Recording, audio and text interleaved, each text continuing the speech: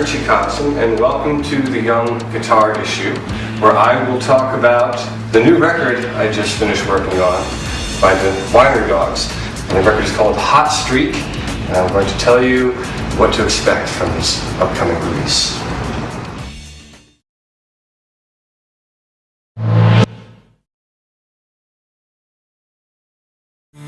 So as you probably know, Billy Sheehan, Mike Portnoy, and myself started a band a few years ago called the Winery Dogs.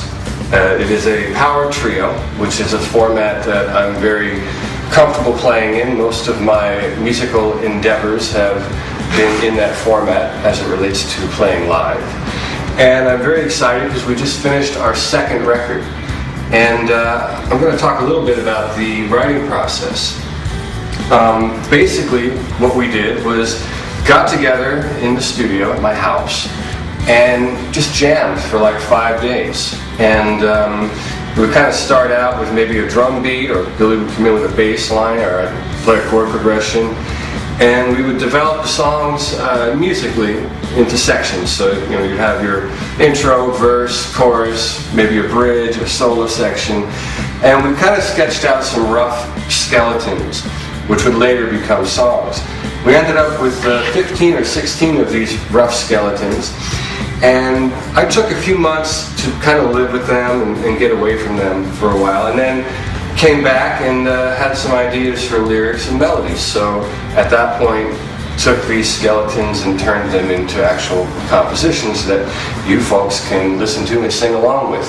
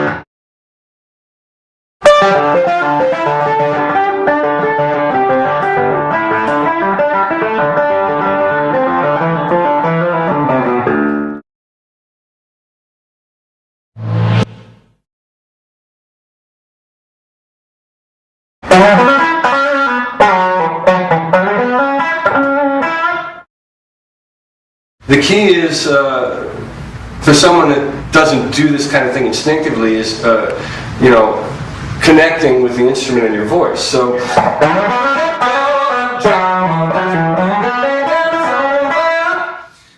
I'm not really thinking about the guitar when I do that. I'm thinking about what I'm singing. And my hands somehow instinctively are able to go to the notes. Now I can break down what the notes are.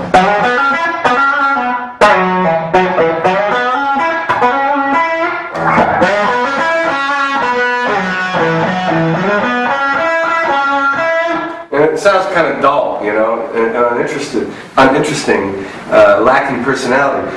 The things that give it the personality, it's obviously the instinct of how you hear and feel it. But to break that down in a way that someone that's new to this might understand, is there are things that are happening. There are accents, there are rests, there's space, and there's actual notes that aren't even totally played, but more insinuated. So if you hear me do it with the voice, I'll do it one more time.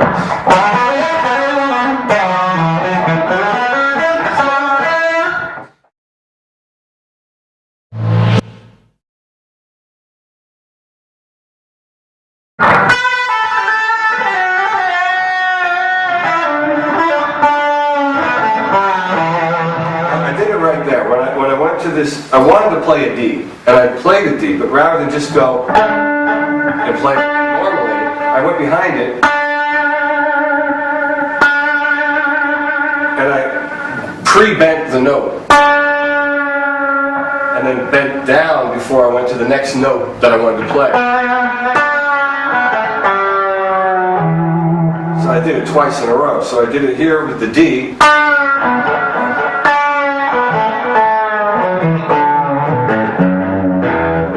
Times there.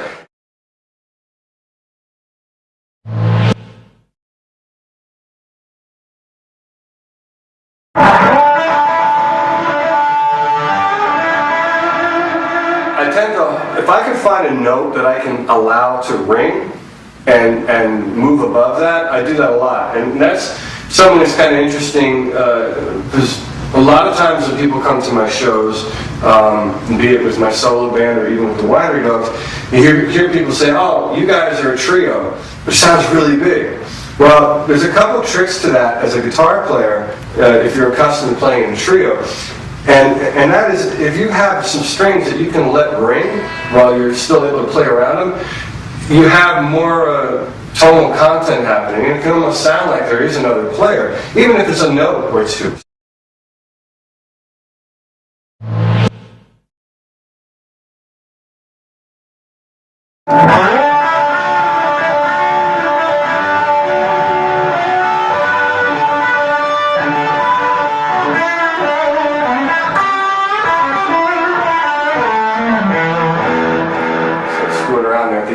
But anyway, you can hear the difference when you can add some of those pedal tones, so to speak, underneath your improv and your soloing. Even the low strings will work if you're in E.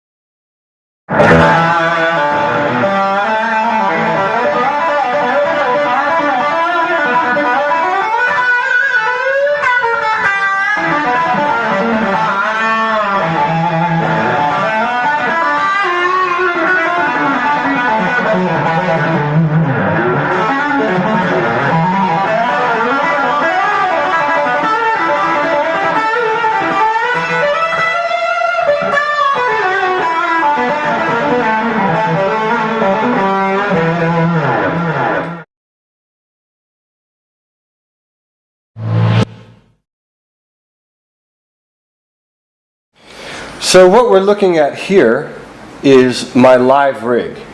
Just this little bit is really all I take with me. And the main component here is this Tech 21 RK5 Fly Rig is what it's called. And this is something that you can buy at your music store, is a delay pedal. And this is a delay featuring a tap tempo, so you can just tap this button with your foot to change the tempo. You got a level control, which is how you blend the dry signal versus the delay. You got your repeats that you can set. You have the time thing, which I don't really bother with because I have the tap tempo, so these two things kind of do the same gag. Unless you're doing some kind of spaceship sound, if you crank this and hit a note, you can make some crazy sounds by turning that. And then the other nice feature has a drift control, so if you use this, you can kind of create the illusion of a chorus type effect by just using a little bit of the drift and getting the right tempo on the time selector. This is the overdrive, and this was really what took the most time to develop. We spent a good 6 months experimenting until we found out what it is that I really like in an overdrive and how to build it. And that's what this is. So you have your level control, you have your drive, and then you have a tone control that works much like the tone control on your guitar amp. Okay, so if this is full out, I believe I'm correct in saying that it's not really doing much other than letting the signal go through. And if it's too bright, you simply roll this back. It'll always be bright enough, but you can roll this back. And that's kind of how that works. Obviously the drive is the amount of distortion, and then there's a boost feature which obviously does exactly what it says, boosts the signal. So let's say you don't want to use the Sans amp, you can set this flat, and when you turn it on, it'll just be a reverb. So that's how I normally use it. I have this set as a reverb. So now I've got two-stage overdrive, delay, and reverb. However, let's say I go somewhere and they don't have a 100-watt hand-wired Marshall Plexi, and I got to play through something else, maybe an amp that's a cleaner kind of amp. I can then turn this on and literally revoice this foreign amp that I'm not familiar with, and get a really cool sound to emulate what I'm used to, and use the reverb or not, you know. Wireless, and I love this wireless because it's meant to live right on the pedal board. So rather than having two long cables, I have one cable. Let me talk about the wah pedal, and one more feature about this. If you notice here, that's a stereo cable. The reason why is this pedal is sending phantom power to my wah pedal, which has been modified to see DC voltage on the output. Now this is a great modification because it means I only have to plug in one thing, and there's no batteries involved. So I plug this in with the adapter they provided, and not only powers this pedal, but it sends phantom power to the wah, and I don't have to worry about a battery or a second adapter. So that's a mod that I would recommend anyone that buys this, they do that mod. Talk a little bit about the wah. This wah, as you can see, it's called the Fire Classic Bobber wah. This is made in Brazil, and some friends of mine down there turned me on to this thing. A couple things about it that I like, other than the fact that it's small and compact, which I love when you can make things smaller for some reason. Less stuff to worry about, I guess, to carry around. Okay, so we're standing in my little studio area. I have two rooms here. This room where I have my amps and my drums, and then the other room is the control room. As far as what did I use on the record, I used this 412 cabinet right here. As you can see, it's a Marshall cabinet. And believe it or not, the majority of the guitar sounds as far as the amplification was this amp here, which is made by Cornford. We did this amp together back in 2004. You see it has my signature on it. It's a signature model amp. Unfortunately, it's not in production anymore. But when I was going through all the amps trying to get tone, I went back to this and pulled it out, and I realized that it just sounds pretty badass. And so that amp is the majority, not all of it, but a good chunk of what you're hearing on the Winery Dog record. When you're not hearing that, I have a Marshall hand-wired Plexi that's orange that matches this, but it's not here right now, so I can't show it to you. But that amp was used on the record as well. In addition to, for example, there's a song called Ghost Town, And on that song, I used two amps together. I used this little Marshall, which I love this amp. It's called a 1974X, and it just records wonderfully. It's not very loud, but it's simple. Two knobs, volume, tone, and you can get so many different sounds out of that amp. So for the song Ghost Town, I wanted this kind of big, floating kind of sound. So I linked that with this amp over here, which is called a Vibrolux, Fender Vibrolux, another one of my favorite amps. And so I didn't have it on the cabinet. They were that was on the ground with that. I had a microphone on that, one on that, and I think I had a couple room mics as well. And so with this amp we had the reverb happening, and then with that amp we had the tremolo happening. And so it was stereo, and it kind of has this kind of cool stereo imaging effect with those two amps. It's also on the song Spiral. I'm playing this kind of like kind of open chordal type thing, and so I used this on that. And this is an amp that I actually put together. I ordered it on the internet. It came in pieces. It was a kit, and so I looked at the schematic and I was able to figure out what went where. I ordered a case online, and my daughter scribbled a bunch of nonsense on it. And this is an amp that I actually used to gig with around town.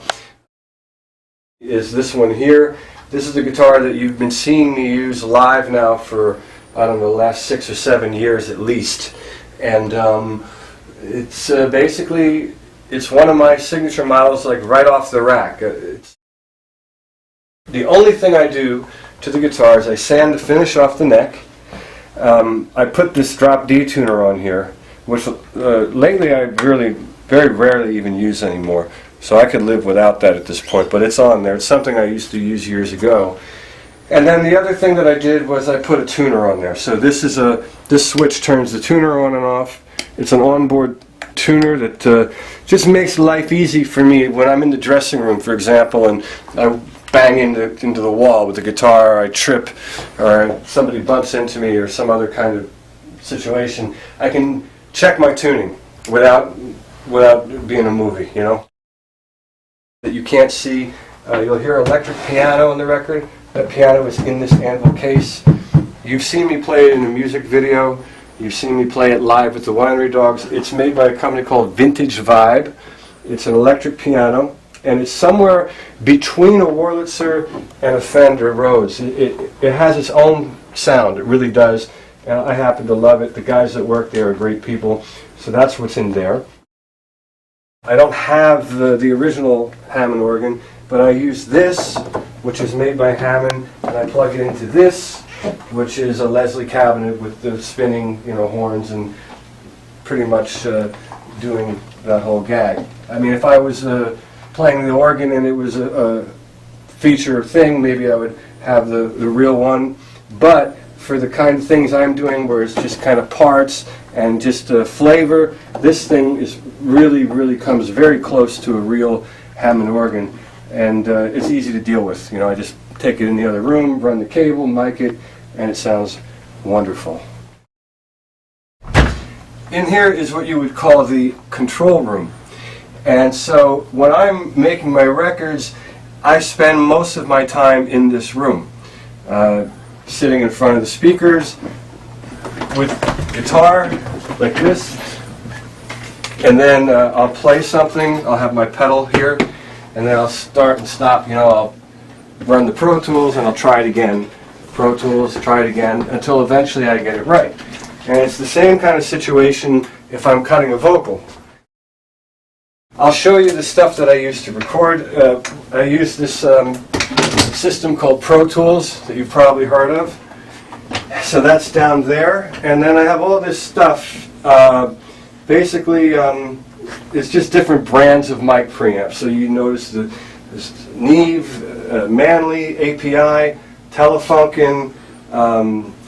These are my two new favorite things, made by a company called Overstare, and the man who designed this happens to be from Pennsylvania, where I'm from, and also happens to be my next door neighbor. So he brought these over, and I love them. This is an amazing compressor, and this is a mic preamp that is so easy to use. Has a gain control and output, a compressor, and a tone control, and a few switches to add some harmonics and do some different things. And I ended up using that on a lot of my lead vocals on the record. Towards the end of the recording process, he brought that over, and I ended up using that on at least half of the record. The other half I used the Neve, and then on a couple songs I was plugged into the Manley with that compressor because I wanted a different kind of sound for those specific songs that I was recording. This guitar I didn't use on the record, but I'll show it to you because it's kind of cool. I painted it, and I had bought this creepy puppet in Prague, and I had him on the bus on one of my solo tours, and we named him LeBron. And so we were doing these little video things about this puppet and making him talk, and we were putting him on the internet, and all the fans were talking about LeBron. At one time they were chanting his name after one of the songs. It was kind of funny. So I painted him on the guitar, and then that's supposed to be me. This one, a lot of solos on this guitar, a lot of rhythms. Very important guitar. This is the first Telecaster I ever bought, and it used to be yellow. I took the finish off and painted it this horrible red, and I carved my name in the back just so if anyone tried to take it, they would know that it was mine. And then I changed the neck. I put one of my signature necks on, and it's just a really great sounding guitar. Plays well. I have this. This is a Yamaha guitar, and I like it because it has this thing on it.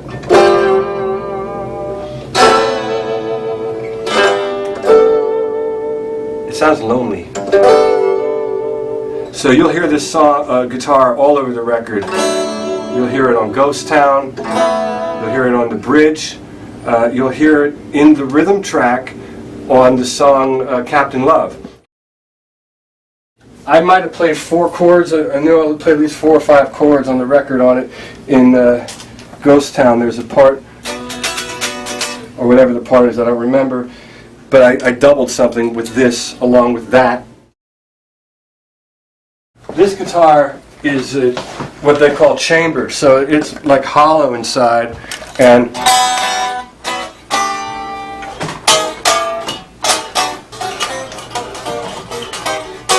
it has a different sound to it because of the chambers. So I use this on certain things for tonalities. And I also played my Strats on this record, and you can hear it. I think there's a couple solos I did. The solo to Hot Streak is on the Strat. And you know, it just has such a distinct sound. This is my signature model Stratocaster, which I believe they still sell. I use this quite a bit too. So it's a combination of things. You know, it's like when you picking the instruments, so, you know, you're painting a picture with these songs, with the music. So, you know, it's nice to have some other little brushes to grab just to create some other strokes, for lack of a better term. So that's pretty much it. That's what I used on the record, and this is where I did all my parts. I hope you enjoy it.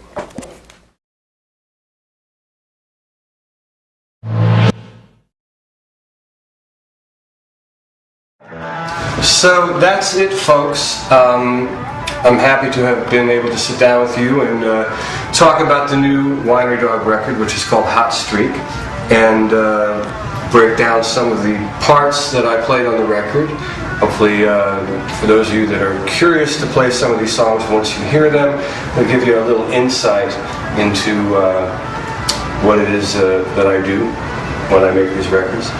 And that's really it. Thank you, Young Guitar, for coming over and filming me. And have a great evening, great day, great life. Peace.